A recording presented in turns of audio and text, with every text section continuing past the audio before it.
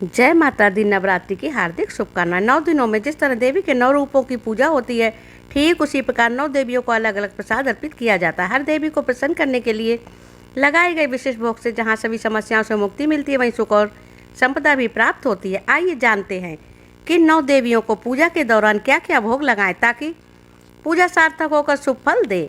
माँ शैलपुत्री को पसंद है गाय का घी। माँ शैलपुत्री को सफ़ेद और शुद्ध भोग्य खाद्य पदार्थ पसंद है, इसीलिए पहले नवरात्र को माँ शैलपुत्री को प्रसन्न करने के लिए सफ़ेद चीज़ों का भोग लगाया जाता है। अगर घर परिवार को निरोगी जीवन और स्वस्थ शरीर चाहिए तो माँ को गाय के शुद्ध घी से बनी सफ़ेद चीज़ें का भोग लगाएं। ब्रह्मचारिणी माँ की पसंद है मिश्री जैसा मीठा।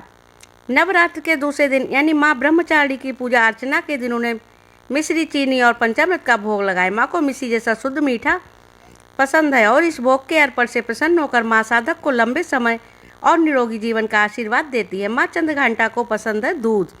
माँ चंद्रघंटा को दूध और उससे बनी चीज़ें पसंद है, इसीलिए पूजा के समय माँ को दूध और दूध से बनी वस्तुओं का भोग लगाएं। इसमें खीर, रसगुल्ला, मेवे, बनी मिठाइयाँ शामिल हो सकती है। भोग लगाने के बाद यही चीज़ें प्रसाद के रूप में वितरित करें। प्रसन्न होकर माँ लंबे समय से चली आ रही समस्याओं का नाश करेंगी और सुख समृद्धि का घर में वास होगा। माँ कूष्मांडा को पसंद है मालपुआ।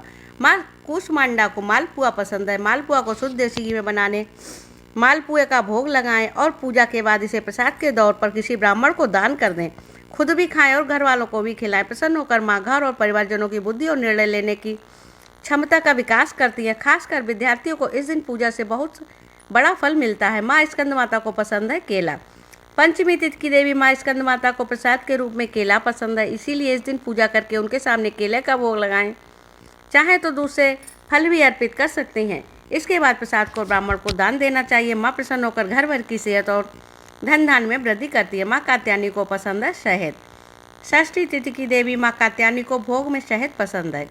इस दिन शुद्ध शहद का भोग लगाकर देवी का पूजन करें। खुद भी किसी न किसी रूप में शहद का सेवन जरूर करें। माँ प्रसन्न होकर भक्तों को सुंदर रूप और निरोगी काया का वरदान देती हैं। माँ कालरात्रि को पसंद है गुड़। सप्तमी तिथि की देवी माँ कालरात्रि को भोग में गुड़ के नैवेद्य अर्पित करें। पूजा के बाद गुड़ को ब्राह्मण को दान कर दें और गुड़ के बने प्रसाद को वितरित कर दें। इससे लंबे समय से चले आ रहे शोक मिट जाते हैं और खुशियाँ आती हैं। महागौरी का भोग नारियल। अष्टमी का दिन महागौरी की पूजा का दिन है। इस दिन कई लोग कन्या पूजन भी करते हैं। माँ को नारियल का भोग लगाएं। ऐसा करने से सभी मनोकामनाएं पूर्ण होती हैं।